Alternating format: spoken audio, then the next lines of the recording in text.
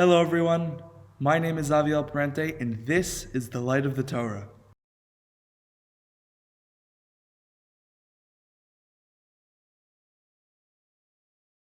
Vayehi biyamei Achashverosh, hu Achashverosh, hamolech behodu ועד כוש, 27 medina. Megillat Esther begins.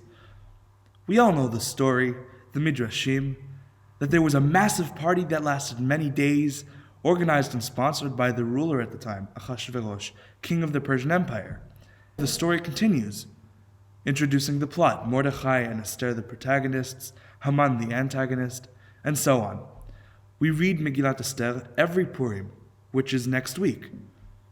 Our rabbis teach that Haman was the descendant of an ancient tribe called Amalek, and for this reason, this week Shabbat is called Shabbat Zachor, the Shabbat before Purim in which we commemorate what happened with Amalek. As we were leaving Mitzrayim, as we were going through the Exodus, they attacked us at our most vulnerable moment, and for that we are commanded by Hashem to remember what they did, erase their memory from existence, and to never forget it. I'll circle back to this obvious oxymoron, but before I do, I'd like to reiterate why we commemorate this story specifically this week. We are taught that Haman HaGagi, the main antagonist in the Megillah, was himself of Amalekite descent, and so it's only fitting that the Shabbat before Purim, we remember the atrocities his ancestors committed before celebrating our victory over him. Twice in the Torah does the mitzvah appear. In Parshat Beshalach, right after we left Mitzrayim, there's the scene with the battle with Amalek, and that's where we're first commanded, as well as at the end of Parshat Ki Tetzei, when Moshe is addressing Bnei Israel. At first, Hashem commands Moshe, Ktov zot zikaron basefer, v'sim beoznei Yehoshua, ki macho emche et zecher Amalek mitachat hashamayim. Write this in the book, as a reminder, and tell Yehoshua, for I will surely wipe the memory of Amalek from existence. And later on, in Moshe's final days, he recounts to the nation, Zachor et asher asa lecha Amalek b'derech b'tzeitchem mimitzrayim, asher kalcha b'derech, vayzanev becha kol hanechshalim acharecha, ve'ata ayef ve'yagea, ve'lo yareh Elohim. And then it continues, Timche et zecher Amalek mitachat hashamayim, lo tishkach. Remember what Amalek did to you on your way after leaving Mitzrayim, that he ambushed you on your journey, and the most vulnerable amongst you he targeted, while you were famished and fatigued. Wipe out the memory of Amalek from existence. Never forget. The oxymoron here is obvious. How are we supposed to remind ourselves of something, while simultaneously wiping out its memory from existence, while also never forgetting it? There are a few common answers given, but I'd like to offer my own resolution to this contradiction. First, let's compartmentalize the mitzvah itself. We can break up this commandment into 3 parts, or steps, if you will. 1. Remembering Amalek's despicable actions. 2. Erasing them from the world. And 3. Never forgetting. And this sounds redundant, but it's key to the answer. The first step is quite straightforward. Remember the evil that is Amalek. They attacked a group of random people passing by, completely out of the blue. They targeted the most vulnerable of the group, showing absolutely no mercy. The Amalekites stand directly opposed to everything that we do. The Psukim even tell us that they were lo yareh Elohim, not God-fearing, which implies that they knew of and believed that HaKadosh Baruch Hu exists, and in spite of that continued to be absolute immoral degenerates, as is taught by our tradition. The next step, destroying any remnant of Amalek, is a bit trickier. In Sefer Shmuel of the prophet Samuel, Shaul HaMelech was tasked with doing so. To put it simply, King Saul failed to complete his duty entirely, and since then we have really no way of keeping track of who are of Amalekite descent, with the exception being Haman HaGagi, whom the Chachamim were able to trace back directly to Amalek. And as we read in the Megillah, he, his wife, his children, and everything to his name were either killed or confiscated. So have we completed this step in the Purim story? Arguably not, seeing as it would be reasonable to speculate that there were other descendants of Amalek, besides for Haman, who survived past Shaul's failed attempt at decimating them. Now, because of the fact that we can no longer track who is Amaleki, many speak about the idea that Amalek is representative of an internal struggle we have with our Yetzer Hara, the evil inclination, and that we must eradicate that inclination.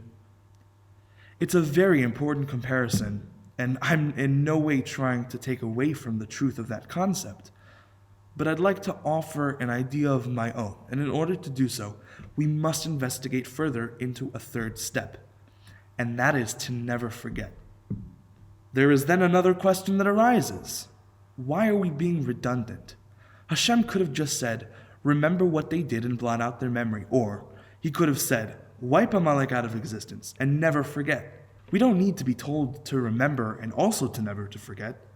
Furthermore, the question still stands. How are we supposed to get rid of something we must also hold on to for eternity?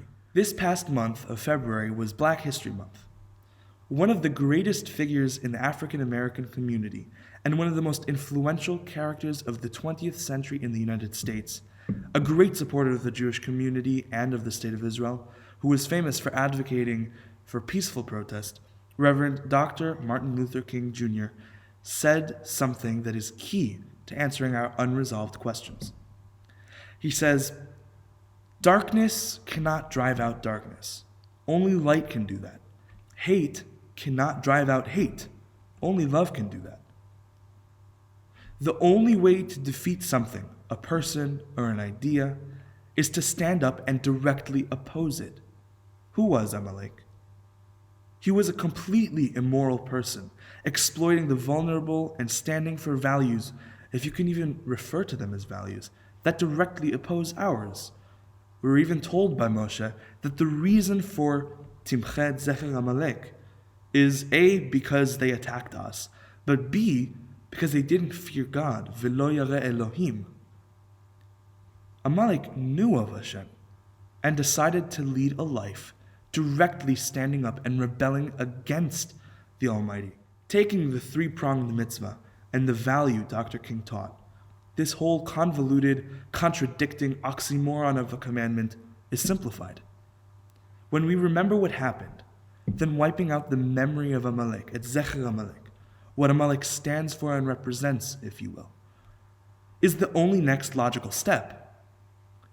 And despite the fact that we cannot do it literally, our job now is to lead a life of morality. And not just because we were born Jewish, into this tradition, or are taught to from our youth, but rather to directly juxtapose everything that Amalek represents. Don't approach Amalek as a physical person, even though they might be. Rather, attack Amalek as an idea, one that is a direct threat to everything we hold dear.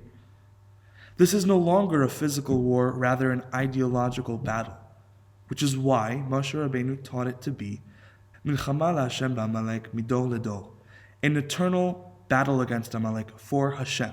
And this is why the third step of never forgetting, lo tishkach, is not just not redundant, but a critical element of the mitzvah. If we just remember what they did to us, then wiping out Amalek would be purely holding a grudge and taking an act of vengeance, a value which the Amaleki might have been in favor of, but directly opposes what we believe and would be an explicit violation of the commandment of the mitzvah, lo tikom v'lo titor, do not take vengeance nor hold a grudge. Rather, we must never forget, for eternity, that fighting this ideological war gives our mission as Jews meaning.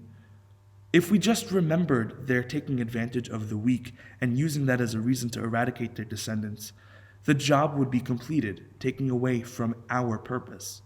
The nation of Amalek no longer exists, but we still do. And this is because we never lost sight of why we are here, and here to stay. That is exactly what the story of Purim is. That is precisely the battle that Mordechai and Esther were fighting against Haman Hagagi in the Megillah. This is exactly why Chazal command us to read and to fulfill the commandment Zachor et asher asa lecha Amalek, the Shabbat preceding Purim, to remind us of the true underlying meaning of our celebration. Iniquity cannot drive out iniquity. Only virtue can do that. Vice cannot drive out vice. Only righteousness can do that. Shabbat Shalom and Chag Purim Sameach.